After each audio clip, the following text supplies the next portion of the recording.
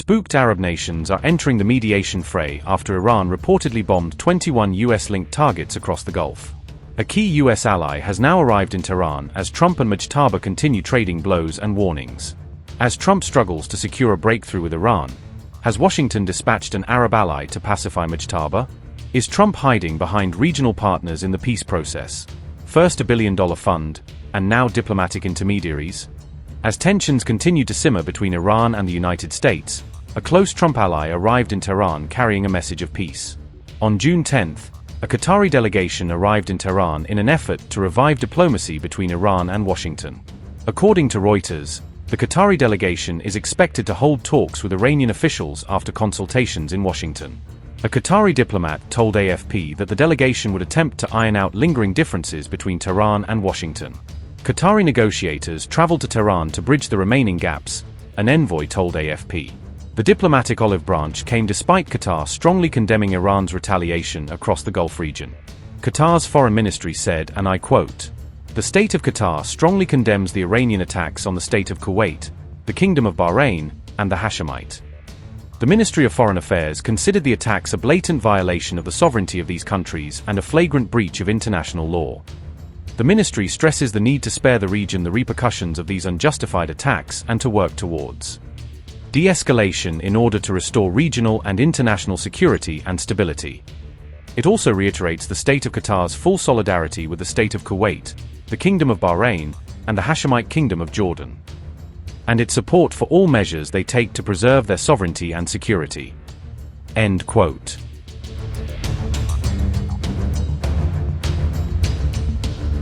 The diplomatic outreach comes as Iran and the United States exchanged missile strikes once again on June 10th.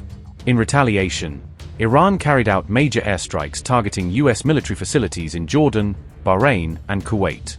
Tehran claimed it successfully struck 21 targets linked to American bases across the Gulf during the operation. Meanwhile, US President Donald Trump responded by threatening a fresh round of strikes against Iran.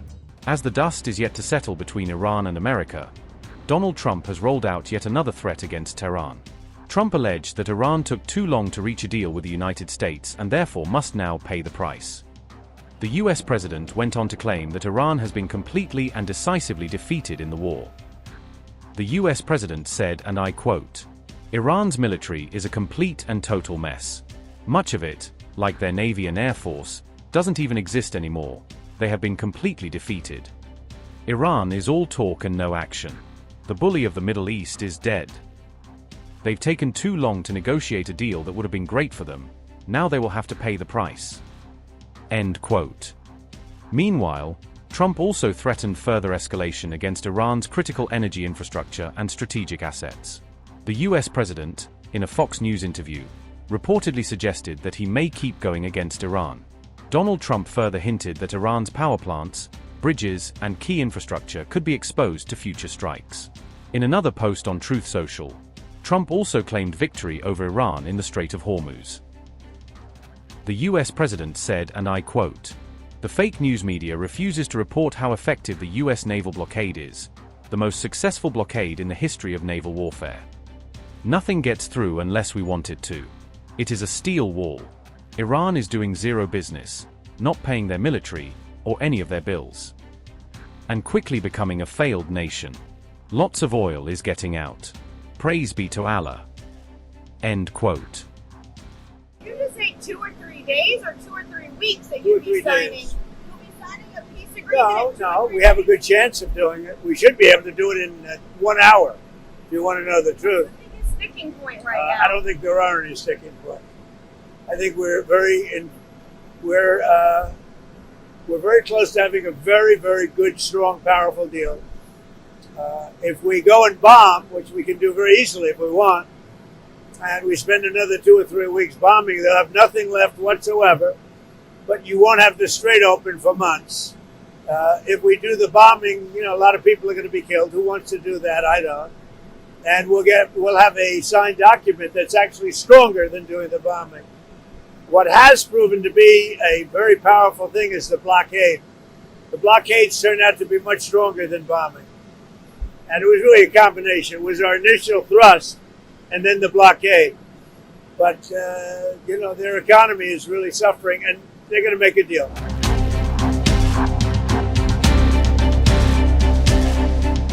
Hours after Iran and America traded fresh blows, Tehran once again drew a clear red line for Donald Trump. Iran accused the United States of undermining any remaining attempts at diplomacy through repeated ceasefire violations. Iran, on June 10th, threatened to reassess ongoing talks with Washington despite Trump's latest warning. We need to examine this properly. Look, diplomacy and the battlefield are not separate from each other. They are part of the same continuum, two parallel tools used to safeguard Iran's national interests and national security. Wherever necessary, our armed forces respond to the enemy with strength and power. There is no need for me to say it. What happened last night showed that Iran's armed forces do not hesitate in defending the country. In the same way, in the field of diplomacy, the same principle applies. The pillars of the system, wherever necessary, make use of diplomacy, and wherever required, they also rely on military capability for the defense of the country. Unfortunately, the United States is undermining this diplomatic process, both through contradictory messaging, through its constantly shifting positions and demands, and, more seriously, through repeated violations of the ceasefire. It is not only the United States. The Zionist regime, through repeated violations of the ceasefire in Lebanon, is also damaging this process. Naturally, any diplomatic process is harmed when force is used and when illegal actions are taken on the battlefield. Iranian President Masoud Pezeshkian also warned the United States and Israel that there would be no surrender from Tehran. The enemy has based all its plans on fueling discord, because it is impossible to force a country to surrender with airplanes and bombing. Look at Gaza.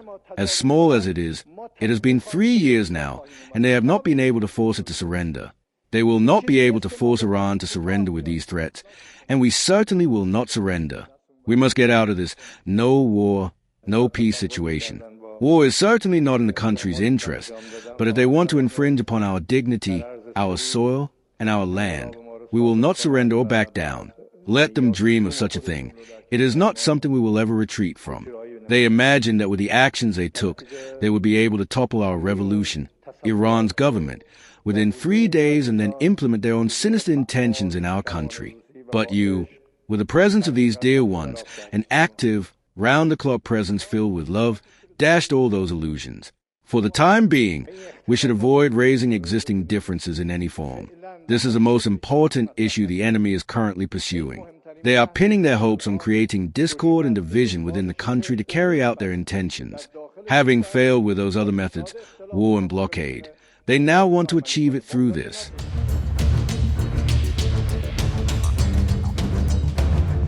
Qatar's mediation efforts also come as reports suggest Trump has urged Arab nations to help fund Iran's post-war reconstruction plans. US officials are exploring indirect ways to get economic value to Iran, through goods, investments, or third-party spending, without transferring American money straight into Iranian accounts. This stems from Donald Trump's firm stance that he will not approve any arrangement that looks like handing cash to Tehran, reflecting his long-standing political promise on Iran. As part of this, Washington has reportedly asked Gulf Arab partners to shoulder much of Iran's post-war reconstruction costs instead of the US paying directly. One idea is a huge Gulf-backed investment fund, worth around $300 billion, that would finance rebuilding Iranian infrastructure and key industries over time.